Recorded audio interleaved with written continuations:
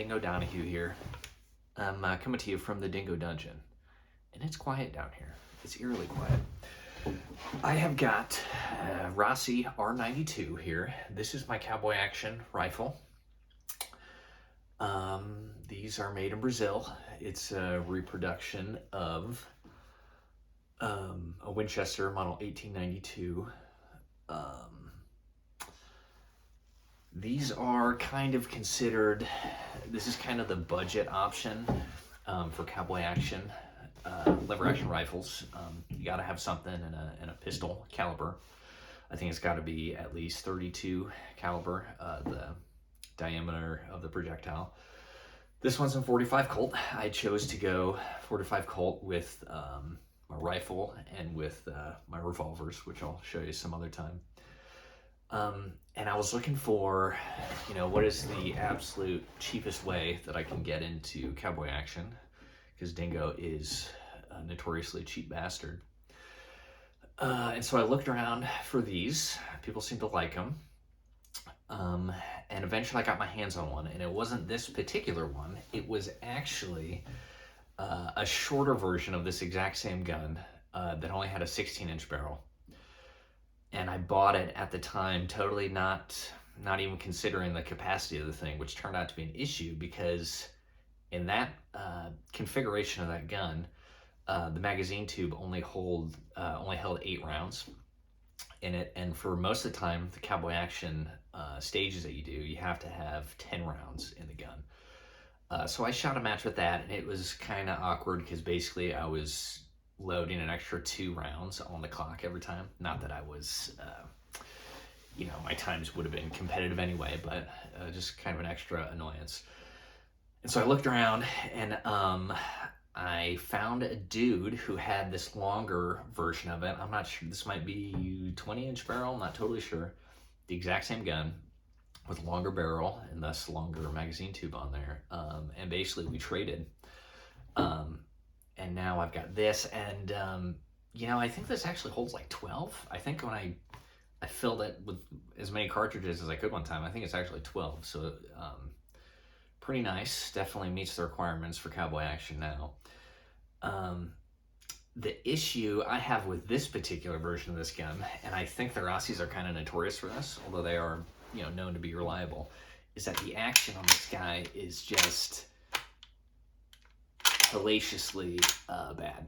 When it gets to the point there where you've almost got the action totally closed, and then the ejector has got to be the spring there has got to be compressed. Ew, it's really gritty. My other one was actually quite a bit smoother out of the box. But this one I think needs some work done. It probably needs a new spring, some more work done in there. I've taken these Rossis apart a couple times, and they're not very user-friendly to take apart. It really makes you appreciate like modern design, like an AR, where there's not screws, the little pins and stuff that you take out, or you can't lose them because they're captured in there. And this is really, and not so hard to take apart, but putting it back together, get like the bits of the trigger to line up with the hammer assembly and the little teeth, the little notches there. Yeah, really finicky and not fun. So I would like to have the action cleaned up a little bit, but I'm leaning towards maybe paying somebody else to do it, who knows what they're doing and is willing to go through the trouble doing that. Some other issues that I had, and actually this is better than the last one I had. This one seems to work pretty well with the different kinds of ammo that I reload, which is basically 200 grain and 250 grain. With the 250 grain 45 Colt on the 16-inch one, I think the chamber is just a little bit oversized, and every now and then it would, the side of the cases would rupture.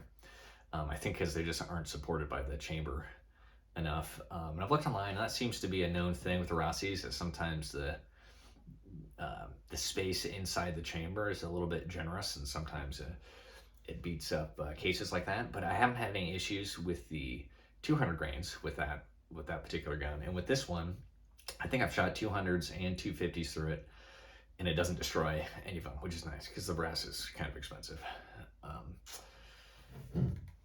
And this gun, one thing to mention about this is when I got it, I was told by the owner that there is actually a body count on this gun. The previous owner killed a deer with it. So if I end up getting haunted or, you know, have some kind of curse issues, you know, I know why. There's been some stuff that's gone down with this one, but from here on out, you know, it's just a fun gun for the cowboy action range.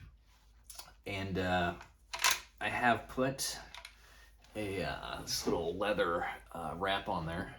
You can see, which is kind of nice. Kind of takes it easy on your hands when you're working the action, which is nice because there is that little bit of grittiness, you know, when you're opening it. Gosh, it's like there's. I mean, I've been through the inside and cleaned it, but it just, you can kind of hear it starting and stopping. It's just super gritty, but reliable so far. So we are going to take this out on the range and probably take it out to 100 yards, and you know, which for a 45 Colt is probably, you know, as far as you'd be playing with it, and it's way further than you'd ever shoot for the cowboy action matches. But all in all, I really like it. I like the straight stock on there, not like the pistol grip style. It kind of comes down. I like just that straight line on the bottom of the stock. And it is cool. But it is not an 1873, which is what most of the cowboy action people have. And it is what I want to get eventually. So what I really want to know is, when are the people at Rossi going to start making a budget 1873? Because a budget 1873 does not really exist right now. They're all collectible heirloom pieces, which is cool. But we need something. I think these are selling for maybe about, I don't know, $700 now or something, which is kind of a lot, I think, for what they are. But even then, it's the cheapest that you can probably get into this kind of gun. But we need to see some budget 1873s, even if they're a little bit rough around the edges. So yeah, we'll take this guy out and see how it does.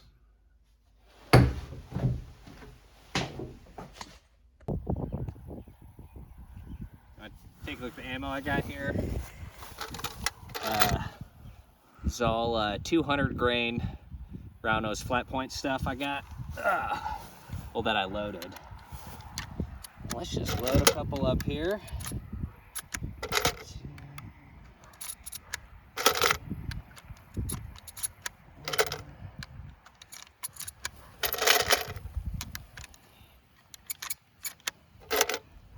Kind of works your thumbs a little bit.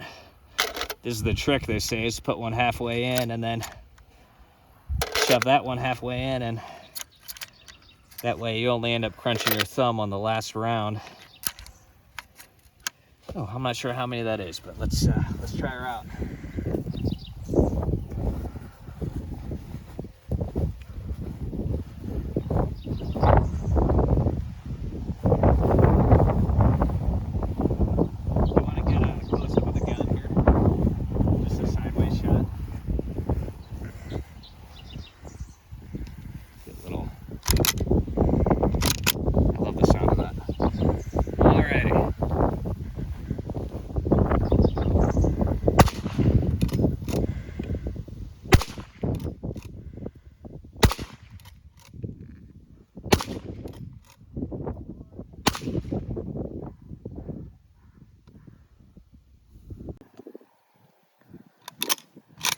Probably don't have enough for all the clays, but we'll try it out.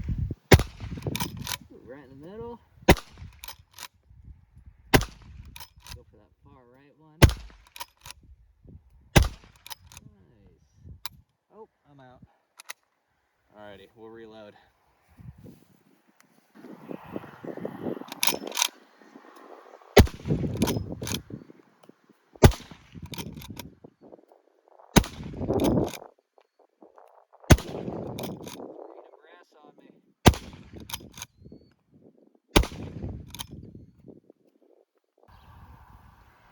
Alright, so we're going to walk it back a little bit and shoot this orange steel target. It has a habit of not wanting to stay up, so we'll see if I can hit it more than one time without it falling over and having to reset.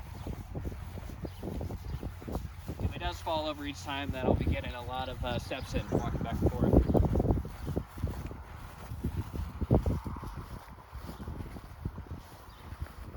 Alright, so this is, I don't know, 30 or 40 yards. I'm just aiming for the bottom, like 4-inch portion of it.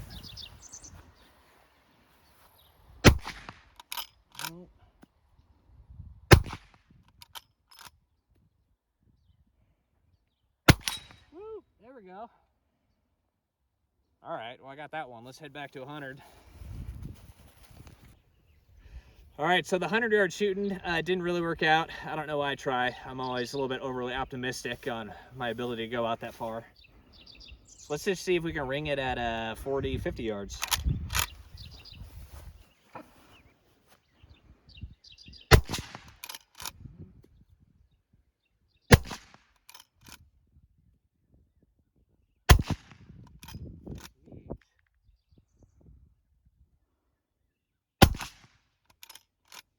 It hit something metal.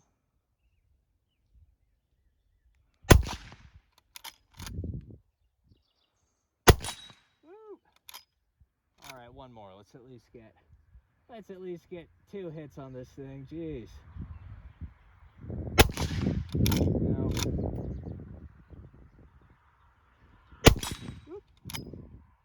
All right. That's all she wrote. I do love shooting it though. I'm not good at it, but I love doing it.